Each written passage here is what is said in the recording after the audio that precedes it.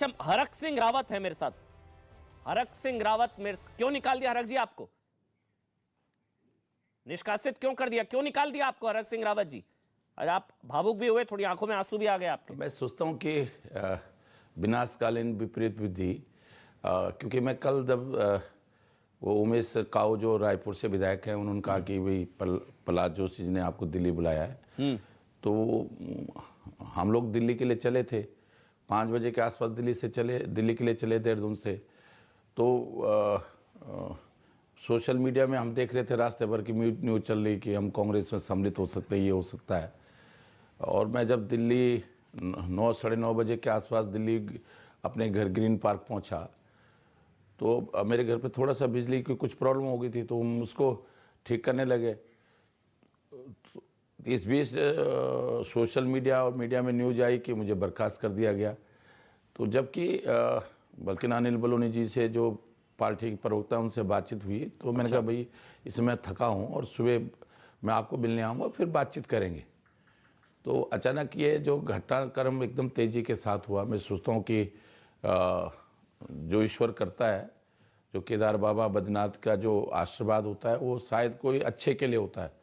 तो शायद मुझे नहीं मालूम कि भारतीय जनता पार्टी ने इतने बड़ा राष्ट्र नेतृत्व केवल सोशल मीडिया पे फर्जी समाचारों के बलबूते पर इस तरह का कैसा डिसीजन लिया है, मैं खुद नहीं समझ पा रहा हूँ। बहू के लिए टिकट मांग रहे थे आप? मतलब बीजेपी ये कह रही है कि आप परिवार के लिए टिकट मांग रहे हैं, बहू के लिए, और आप छोड़ने वाले थे।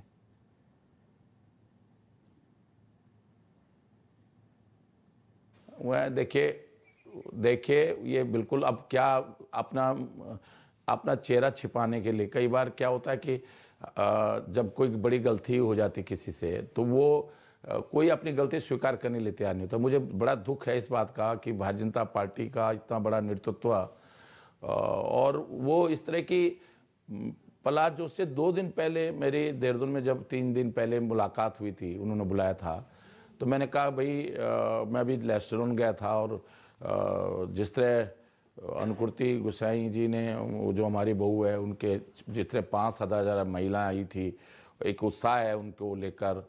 मैंने कहा इसलिए नहीं कि वो सामाजिक काम कर रहे हैं उस क्षेत्र में, तो मैंने कहा इसलिए नहीं कि वो मेरी बहू है और इसलिए उसको चुनाव लड़ाया। आप सर्वे करा लीजिएगा, अगर वो जीत सकती है तो उसको आप मौका दे दो। मैंने कहा मैं बहुत उत्तराखंड की राजनीति में काम करने के लिए तैयार नहीं हूँ, मुझे पार्टी में कोई काम दे दो और मैं पार्टी के लिए काम करूँगा। ये बात हुई थी। उन्होंने कहा ठीक है, आज आपने मुझसे ये बात कही है, मैं पार्टी के हाईकमान से, राष्ट्र अध्यक्ष जी से, माननीय अमित शाह जी से ये बात करूँगा और उसके बाद बताऊँगा। तो उसके बाद मैं कल इस उम्मीद में कि शायद प्रहलाद जोशी जी, मैंने तो क्या सिद्धांत है पार्टी के, मैं सोचता हूँ पिछली बार मुन्ना चौहान जी को और उनकी पत्नी को 2 टिकट दिए, यशपाल आर्य जी उनकी पत्नी को 2 टिकट दिए। मैं हमेशा एक बार, मैं परिवारवाद के बिल्कुल खिलाफ हूँ। चलिए, कम से कम ये अच्छी चीज है हरक जी कि आप ये आरोप नहीं नकार रहे हैं कि हाँ मैं परिवार के लिए टिकट मांग रहा था, बहू के लिए टिकट मांग रहा था।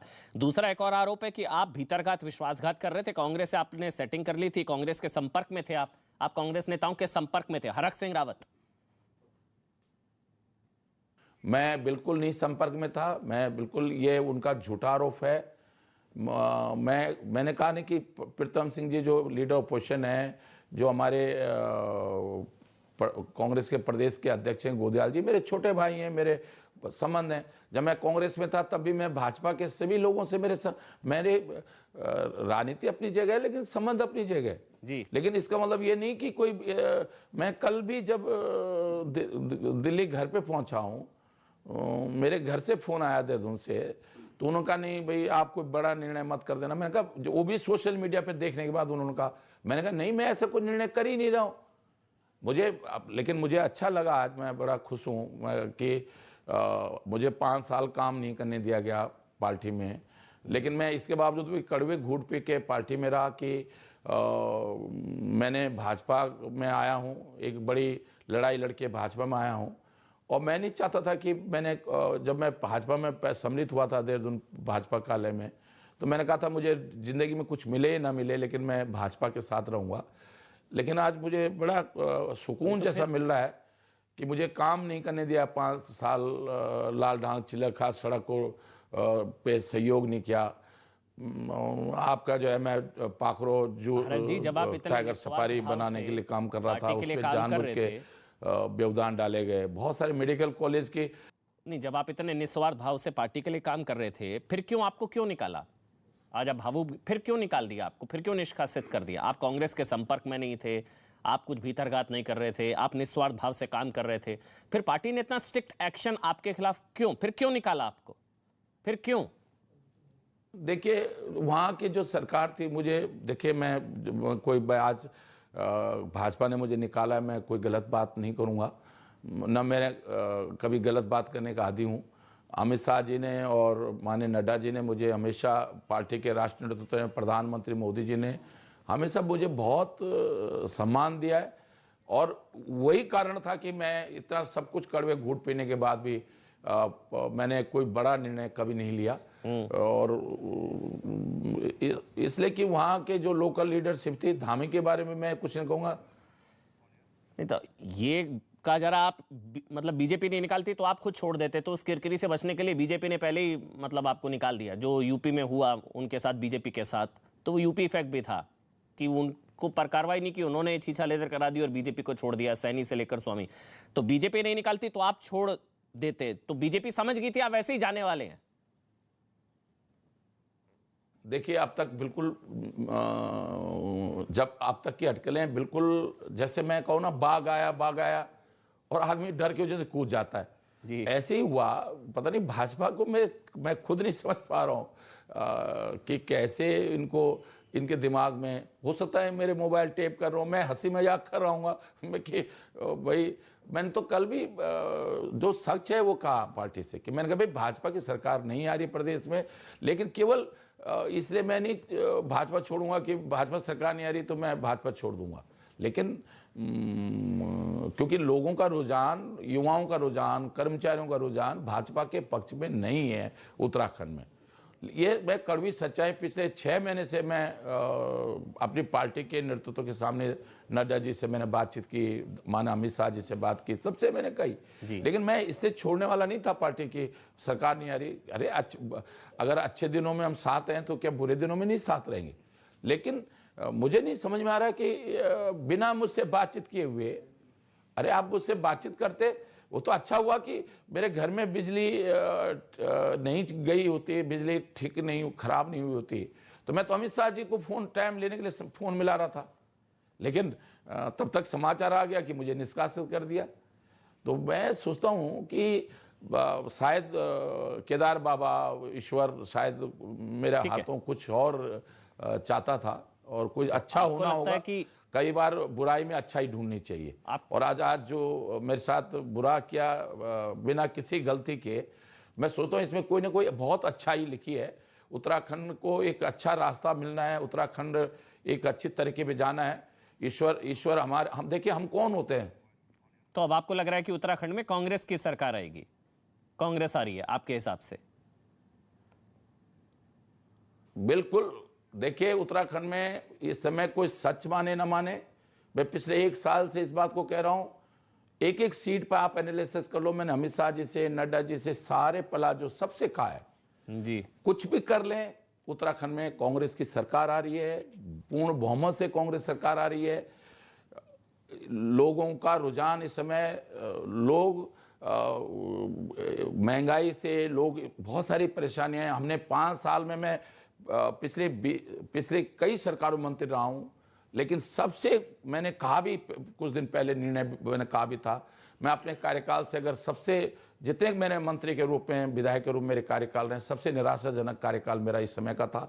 लेकिन मैं कहा ना कि मैं भाजपा में शुरू से होता तो मैं छोड़ चुका होता भाजपा को, लेकिन क्योंकि मैं कांग्रेस छोड़ के भाजपा में आया था, तो मैं चाहता था कि नहीं, अब चाहे जिंदगी में सब कुछ नहीं मिलता है, और कई बार प्रतिकूल परिस्थितियों में भी मन को मारना पड़ता है, और मैं मन को मार रहा था। लेकिन अच्छा है, मैं भारतीय जनता पार्टी के नेतृत्व का बहुत धन्यवाद दूंगा कि उन्होंने बहुत बड़ा बोझ खुद अपने सिर लेकर मेरे बोझ को कम किया है, और मुझे खुशी है कि उन्होंने जो निर्णय लिया है वो उनका ये निर्णय प्रदेश के हित में होगा, नहीं, लेकिन उनका ये अगर निर्णय उत्तराखंड के हित में होगा, बीजेपी आने नौजवानों वाली के हित में नहीं होगा। थी, अगर बीजेपी आने वाली नहीं थी, बीजेपी के खिलाफ सत्ता विरोधी लहर है, बीजेपी कांग्रेस आने वाली है, तो फिर बीजेपी से आप टिकट क्यों मांग रहे थे अपने परिवार के लिए? मतलब जो सरकार जन विरोधी, यूपी में पिछड़ा विरोधी, दलित विरोधी और यहाँ पर जन विरोधी, और आप बहुत नाराज हैं, तो ऐसी पार्टी से अपने परिवार के लिए टिकट क्यों मांग रहे थे फिर? दो वो भी। इतने उससे समाचार मुझे नहीं समझ में आ रहा है। दिल्ली भारत सरकार आप चला रहे हो, इतना सब कुछ तंत्र आपके पास है, और ऐसे कैसे हो सकता है कि आप जो हवा की चीजों को जो है इतने इतने गंभीरता का ये हवा है, आप नहीं मांग रहे थे। मैंने दो टिकट मांगे थे। मैंने उनके सामने प्रस्ताव रखा था कि भाई मैं नहीं चुनाव लड़ना चाहता हूं, मेरे पार्टी में प्रयोग कर लो, अब मैं पार्टी के लिए काम करूंगा, और अगर अनुकृति चुनाव जीत सकती है तो उसको टिकट दे दो, नहीं जीत सकती तो आप जो भी पार्टी का आदेश होगा। अब वो जबरदस्ती के साथ मैं उनके लिए टिकट मांग रहा था, क्योंकि अपना चेहरा छिपाने के लिए, अपने गलत निर्णय को सही साबित ठहराने के लिए। आप ये कहोगे विकास की बात पे हमने उनको मनाया, क्या मनाया आपने विकास की बात को?